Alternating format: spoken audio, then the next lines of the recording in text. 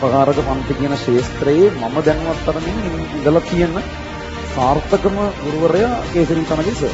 ඊයේ සර් නිල වශයෙන් පන්තිකරණ එක නතර කරා. මම කේසරි සර් ඒ කියන්නේ මීට අවුරුද්දකට කලින් අපි මෙතන ඉන්න වෙලාවල නිකන් ගහගත්ත ෆොටෝ එකක්. එහෙනම් සර් මෙච්චර කල් මේ මුළු ඔක්කොමලා වෙනුවෙන් මේ වෙනකන් සර් කරලා තියෙන ළමයින්ට වෙන්න පුළුවන්, ගුරුවරුන්ට වෙන්න පුළුවන්.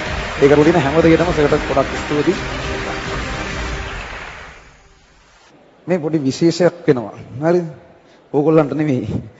මේ විශේෂය කියන්නේ දැන් එකක් මේ විශේෂතා ගොඩක් තියෙනවා. මම ඒක ටික වැඩිද කියන්න ඔන්ලයින් ළමයිනුත් ඉන්නවනේ. ඒගොල්ලන්ටත් එතකොට ඔක්කොම විස්තරය කියන්න ඕන නිසා කියන්න.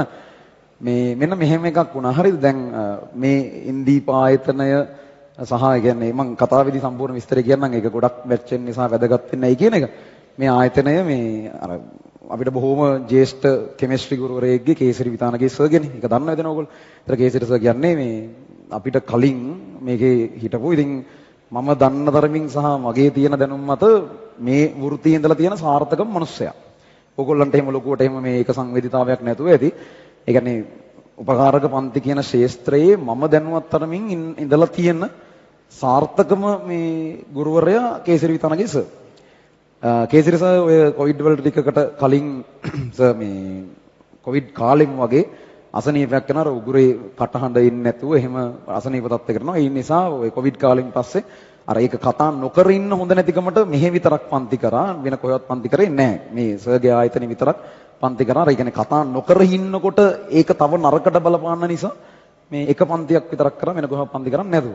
එතකොට මේ ඊයේ සර් නිල වශයෙන් අර පන්තිකරණ එක නතර කරා. ඒ කියන්නේ ටිකක් අමාරු නිසා සහ දැන් ඉතින් ඇතිනේ ඇත්තටම. ඒ කියන්නේ ගොඩාක් කල් මාර්ම සර්විස් එකක් කරලා තියෙන මිනිස්සෙක්. කියන්නේ තව වෙන්න දෙයක් නැහැ. එච්චරට වැඩක් කරලා තියෙනවා. එතකොට මේ ඊයේ දවසේ නිල වශයෙන් මේ සර් ක්ලාසස් කරන එක නතර කරා. ඒ වුණාට මම හිතන්නේ අර 25 ඕගොල්ලන්ගේ බැච් එකේ පේපර් ක්ලාස් එකක් මොකක් හරි ඉතුරු වෙලා තියෙන වැඩ ටිකක් දැන් අද කරන්න ඇවිල්ලා තියෙනවා. එතන අර ඊයේ තමයි තියරි පන්ති අනම්මනන්ට කියලා කරේ. අද තව එක පන්තියක් එහෙම කරා.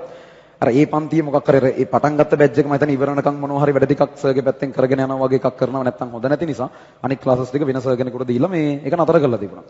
එතකොට මේ අර සහ ඊයේ කේසරි සර්ගේ බර්ත්ඩේ එකක් තිබුණා. ඒතර ඒ දවසේ තමයි වැඩේ ඉවර කරේ.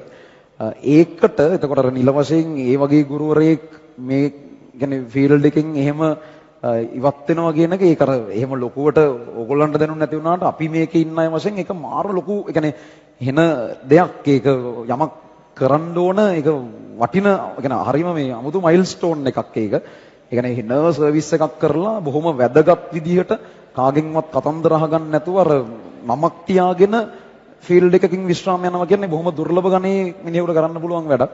ඒතර මේ ඒ නිසා දැන් කේසරිසගේ අන්තිමට පන්තියක් තිබිලා ඒක දැන් ඉවර වුණා. මම පොඩි වෙලාවක් විනාඩි 5ක් 10ක් ගන්නවා කේසරි සර් මම කිව්ව පුළුවන් නම් ස්ටේජ් එකට එන්න කියලා. සර්ට එහෙම කතා කරන්න අරින් මම කියන්නේ නැහැ චුට්ටක් අමාරු නිසා. මේ නිකන් අර සමරු සටහනක් විදිහට මීට අවුරුද්දකට කලින් මම සර්ත් එක්ක නිකන් ওই හමු විදිහට මෙතන ගහගත්ත ෆොටෝ එකක් තියෙනවා. ඒක දීලා නිකන් ස්තුති කිරීමක් පොඩි එකක් කරමු කියලා හිතුවා. මම කැමතියි ඒක ඉවර වෙලා ඒ කියන්නේ ඒ වැඩ ඉවර වෙලා ඒක දෙන වෙලාවට හෝ ගැළපෙන අපි කතා යන වෙලාවනු අපි පොඩ්ඩක් සර්ට නිකන් අර ඇගීමක් වශයෙන් පොඩි අප්පුඩියක් ගහන වෙලාවක් ඉන්නේ. ඒ වෙලාවේ ඕගොල්ලන්ට නැගිටලා ඒ අප්පුඩිය ගහන්න පුළුවන් නම් හිටගෙන ඒ අප්පුඩිය ගහන්න පුළුවන් නම් ඒ ගුරුවරයාට දෙන රෙස්පෙක්ට් එකක් විදිහට ඒක මාරු වටිනවා. ඒ හින්දා මේ අර ඒක විතරයි ඕගොල්ලන්ගේ පැත්තෙන් ඉල්ලන්නේ. ඒ අරින්න අනිත් කතාව ගොඩාක් දුරට ඕගොල්ලන්ට මේ කියන එක එහෙම සමීප නෑ. ඕගොල්ලන්ට බොහොම මරණ වගේ මේ කාලෙක ගුරුවරයෙක් නිසා. හැබැයි අර ඒක අපිට අදාළයි. පුළුවන් නම් අර පාට් එක මට කරලා දෙන්න. එහෙම වුණොත් ඒක ලොකු වටින දෙයක් වෙනවා. අපි ඔන්ලයින් ළමයින්ටත් වෙනවා සර් මෙතනම යන්න අපි. මේ ළමයි ඉතින් දන්නව ඇති මේ ඉන්නේ කේසරි සර් මම එන්න කලින් පොඩි විස්තරයක් කිව්වා. මේ දැන් මෙතන මේ සිද්ධිය වැදගත් වෙන එකක් මේ හෝල් එක කේසරි සර්ගේ හෝල් එක. මේ පන්ති ඔය බැල්කනි දාගෙන මේවා පිරෙන්න පන්ති කරේ අපි නෙවෙයි කේසරි සර්ලා තමයි. ඒගොල්ලෝ හදපු එකේ තමයි අපි මේ දිගට මේ මෙහෙම ගමන් කරගෙන යන්නේ. සහ මේ සිද්ධිය මට විශේෂ වෙන්න හේතු කීපයක් තියෙනවා. එකක් මේ 2025 තියරි බැච් එක මේ ඕගොල්ලෝ තමයි මම පළවෙනියට පටන් ගත්ත තියරි පන්තිය. ඒ කියන්නේ ඕගොල්ලන්ට කලින් තියරි පන්තියක් මම මුල ඉඳන් කරපු එකක් නෑ. 24 තියෙන අන්තිම අවුරුද්දේ වගේ රිවිෂන් ළමයින්ටම තියරි ටිකක් කරන්න වගේ කරපු පන්ති භාගයක් වගේ එකක් තියෙනවා. ඕගොල්ලෝ තමයි පළවෙනිම තියරි පන්තිය අපි මේ වෙනකම් කරලා තියෙන්නේ. එතකොට සහ ඕගොල්ලෝ පන්ති පටන් ගත්තේ මෙහෙ නෙවෙයිනේ. අපි පන්තිය පටන් ගන්නකොට ඉන්දීපේ නෙවෙයි පන්තිය තිබුණේ වෙනත් ආයතනයක තිබුණේ. පස්සේ පොඩි පොඩි ප්‍රශ්න නිසා අපිට ආයතනයක් නැතුව, ඒ කියන්නේ එහෙමත් දේවල් ගොඩක් තියෙනවා. හරිද? ඒ කියන්නේ එක තැනක් ආවම අපිට පන්ති කරගන්න මේ ආයතනයක් තිබුණේ නැති තත්යකට අපි ආවා. ඒ වෙනකොට මමයි කේසරි සර් මම කේසරි සර්ට කතා කරලවත් නැහැ. මම කේසරි සර්ගෙන් එහෙම අර විෂයක් ඉගෙනගෙන නැහැ. කෙමිස්ට්‍රි සබ්ජෙක්ට් එක ඉගෙනගෙන නැහැ. මම දන්නේ නැහැ කේසරි සර්. එතකොට මේ අපි හිතුවෙත් නැහැ, අපි කොහොමත් හිතුවේ නැහැ මේ ඇත්තටම කේසරි සර් අපිට මේ වැඩේ මෙහෙම කරගෙන යන්න අවස්ථාවක් දෙයි කියලා. අපි සර්ගෙන් අහන්නවත් කලින් සර් අපි අනිත් ඔක්කොම ආයතන වලින් මොනවා හරි කරන්න පුළුවන්ද කියලා අහලා ඉන්දීපෙන් ඇහුවේ නැහැ ඇත්තටම. ඒ කියන්නේ අපිට හිතුන්නේ නැහැ එහෙම chance එකක් එහෙම දෙයි. අපිව දන්නෙත් නැහැ. පොඩි ගුරුවරු ඉතින් අර සාමාන්‍ය ඉතින් එහෙම පොඩි ගුරුවරුන්ගේ එහෙම සාමාන්‍යයෙන් මිනිස්සෙක් එහෙම අවස්ථාවක් එකපාර දෙන්නේ නැහනේ. ඉතින් එහෙම හිතලා අපි ඇත්තටම ඒක දුන්නේ මේ මෙහෙ ඉඩමක් ගන්න ගියා. බැංකු ලෝන් දාන තැනටම ගියා. ආයතනයක් හදලා හරි පන්ති කරගන්න. එහෙම තත්ත්වයක් ඕගොල්ලෝගේ පන්ති කරද්දි මැදදී තිබුණා. පස්සේ ඒක කරන්න යනකොට ඒක මාර අමාරුයි. ඒ කියන්නේ අපේ වයසත් එක්ක ඉතර එකක් දරන්න අපිට බෑ.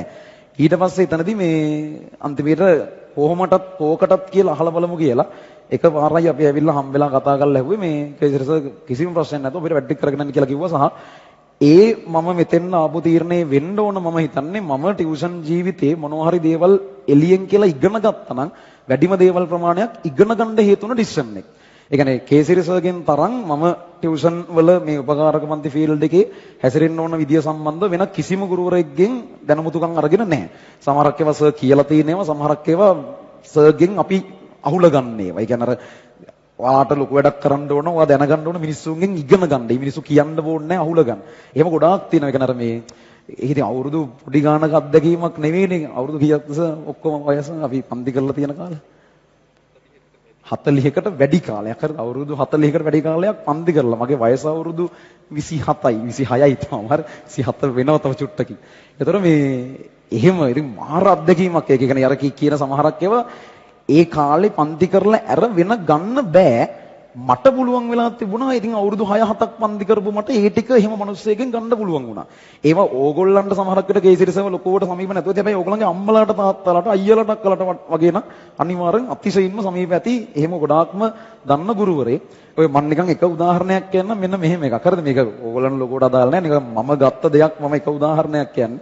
දැන් මම සාමාන්‍යයෙන් පන්තියේදී ඕගොල්ලන්ට ඔය කියන එකක් තියෙනවනේ වැඩක් කරගෙන යනකොට වැඩේ යද්දි කතා කරන්න එපා. පස්සේ මැදදී ගානක් හදනකොට වැඩේ අතරමැද හම්බ වෙන වෙලාවක ඕගොල්ලෝ කතා කරාට මම මොකුත් කියන්නේ නැහැ කියලා මං කියනනේ. මම ඔයාලත් එක්ක ගනුදෙනු කරන්නේ එහෙම. ඕක කතා කරන වෙලාව කේසිරස මට කියලා තියෙනවා මෙහෙම එකක්. කේසිරස සාමාන්‍යයෙන් උගන්නලා ඉවර වෙලා අතරමැද හම්බ වෙන වෙලාවත් කතා කරන්න දෙන්නේ නැහැ. හරි. සාමාන්‍යයෙන් සර්ගේ ප්‍රතිපත්ති ඒක. ඔකට හේතුව මට කියලා තියෙනවා. හේතුව ඒක අතිශයින්ම නිර්වද්‍යයි හේතුව. හරි. ළමයෙක් එහෙම දැන් අහගෙන ඉන්නවා. අහගෙන ඉඳලා මම දැන් ඊළඟ කොටස කියලා දෙන්න පටන් ගන්න කලින් මැද ඉතින් විනාඩි 2-3 හම්බෙනවනේ පොඩි පොඩි නිදහස් වෙලාවල්. ඕකේ ඕගොල්ලෝ කතා කරන එක ඉතින් සාමාන්‍යයෙන් ඉතින් මගේ ඔළුවේ වැඩ කරේ ළමයාට නිදහසේ ඉගෙන ගන්න දෙන්න ඕනේ. එතකොට එයාට ඒ වෙලාවේ පොඩි chance එකක් දුන්නාට කමක් නැහැ. ආයේ වැඩේදී මේකට ඇදලා ගන්නවා කියලා. හැබැයි කේසිරිසගේ පොයින්ට් එක තමයි ඔය මැද හම්බෙන පොඩි වෙලාවේ ළමයා කතාවක් පටන් ගන්නවනේ එහා පැත්තේ කෙනත් එක්ක. ඒ පටන් ගන්න ඉවර කරන්න හිතාගෙන නෙමෙයි ළමයි. ඔය ඕගොල්ලෝ පටන් ගන්න කතා කියන්නේ අතිශයින් රසවර මාතෘකානේ. ඕව ඉවර වෙන්නේ නැහනේ මේ වෙලාවේ. ඔය විනාඩි දෙකට පටන් ගන්න කතාව ඊළඟට මුළු පාඩම යන පුරාවටම චුට්ට කියනවා. කියන අර බලන්න අපි බලාගෙන ඉන්න කිය බල කියනවා. ඒක ඇත්තටම එහෙම වෙනවා. හරි. පස්සේ දැන් ඊළඟට එන මෙජර්ස් වලට ওই දෙක අතර පොඩි බැලන්ස් එකක් හදාගෙන මම ඒකට ගැලපෙන්නේ. ඒ කියන්නේ අර සර් දන්නවා මම දන්නවා උගන්වනවා කියන්නේ ස්ටේජ් එකක් උඩ ඉඳන් Taman දන්න එක කියන එක නෙවෙයි. ඒක ඊට වඩා ගොඩාක් මේ පොඩි දේවල් ගොඩක එකතුවකින් හැදෙන එකක්. ඒතර ඔය වගේ හිතා ගන්න බැරි ලෙවල් එක දේවල්. ඔය මම නිකන් බොහොම පොඩි එකක් කියන්නේ. ඒක මත අවුරුදු 3ක් විතර අපි ළමයි 10 ගාණක් එක ගනුදෙනු කරනකොට ඵලදායීතාවයේ මාර විදියට වෙනස් වෙන මේ චූටි දේ අර 10 ගුණයකින් ಗುಣ වෙලා අවුරුදු ගාණකින් ಗುಣ වෙලා එහෙම හැදින්නේ. ඒතකොට ඒකෙන් එන ප්‍රතිඵලවල වෙනස මාර ලොකුයි. ඒතර ඔය වගේ ඔය නිකන් බොහොම සියුම් එකක් මම කියන්නේ. මේ වගේ තව පුදුම ප්‍රමාණයක් මම කේසිරි සර්ගෙන් ඉගෙනගෙන තියෙනවා. හරි. එතකොට දැන් සර් ඊයේ දවසේ සහ පෙරේදා ඔය මේ දවස් ටිකේ අපි කියමුකෝ අද කියන හරි මේ උපකාරක පන්ති ටියුෂන් කරන එක සර් මෙහි විතරයි ක්ලාස් එකක් කරේ. ඒකත් අර එහෙම ලොකුවට පන්ති වශයෙන් කරන උමනාවකට වඩා සර්ම හොයාගෙන එන ළමයි ඉන්නවා. අම්මලා තාත්තලා ඉඳන් සමහරක් වෙලාවට එහෙම හොයාගෙන එන ළමයි ඉන්නවා. ඒගොල්ලන්ට වගේ එහෙම කරගෙන ගියපු ක්ලාසස් තමයි මේ වෙනකම් කරේ. අර ලොකුවට එහෙම මේ ටියුෂන් කියන එකට බහැලා පන්ති කරන එකක සර් එහෙම උමනාවක් හිටියේ නැහැ. සර් ඒ කරන්න ඕන සර්විස් එක උපරිමයට එහා කරලා තියෙන්නේ. ඒතකොට ඒක ඔන්න නිල වශයෙන් නතර කරා අපි කියමුකෝ අද කියමු හරිද? පෙරේදා ඊයේ මේ ටිකේම ඊයේ කියලා කියමු. ඊයේ තමයි සර්ගේ උපන්දිනේ තිබුණේ. එතකොට උපන්දිනේ දවසේ නතර කරා ඒකත්. ඉතින් ඒකත් අර ඔක්කොම ලස්සනට ගැලපිලා තියෙනවා.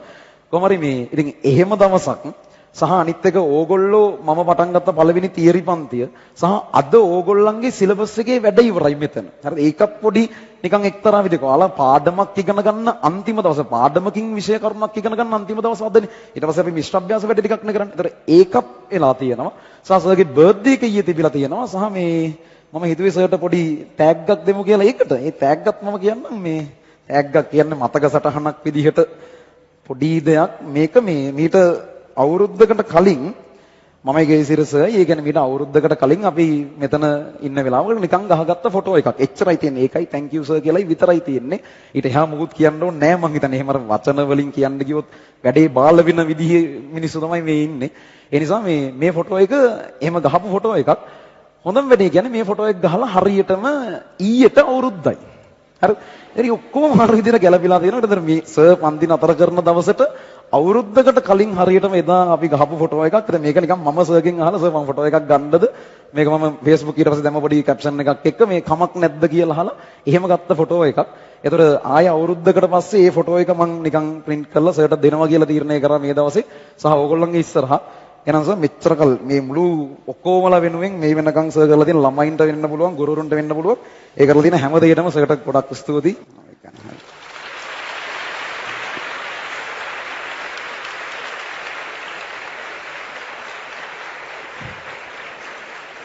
thank you ළමයි. thank you. සර්ට මේක අපි ගන්න පුළුවන් නේ. එහෙමනම් සර් ගොඩක් ස්තුතියි මේ ඇවිල්ලා කතා කරන්න පුළුවන් වුණාට. තව අවුරුදු ගාණක් බොහොම නිදුක් නිරෝගීව ඉන්න පුළුවන් වෙන්න කියලා ප්‍රාර්ථනා කරනවා පන්දින දවසේ ඔක්කොමත් එක්ක. හරි. ඕක තමයි දෙන්න තිබුණ මෙව එක මම හිතනවා අපිට දෙන්න පුළුවන් උපරිම මට්ටමේ සතුටක් සර්ට දෙන්න පුළුවන් වෙන්නද කියලා මේකෙදි. ඒක මාර උදව් ගොඩක්. ඒ කියන්නේ එහෙම නැත්නම් ඇත්තටම මේ ටියුෂන් නැති වෙන්න තිබුණේ අපිට. ඒ කියන්නේ මට මේක කරගන්න බැරි වෙන්න තිබුණා. මේක අපිට මේ අවස්ථාව දීලා එහෙම හදාගන්න දුන්නේ නැත්නම් සෑහෙන වටින දෙයක්. thank you ඕගොල්ලෝගේ දීපු සපෝට් එකට. සර්ට කියන්නේ කතා කරන්න පුළුවන් නම් දෙන්න හොඳයි. ඒ කියන්නේ අර කටහඬ පොඩ්ඩක් එනවා මදි. අර එහෙම කතා කරන්න ගියාම මේ කරදරයි. ඒ නිසා මම කතා කරන්නවත් මොකුත් කිව්වේ නැත්නම් නැත්තම් මේ එහෙම දෙන්න තිබුණා. කතා කරන්න කියනනම් සර්ටම කරදරයි. ඒ නිසා අර නිකන් මහන්සි කරවන්න ඕනේ නැති නිසා කතා කරවන්න ගියේ නැත්තේ.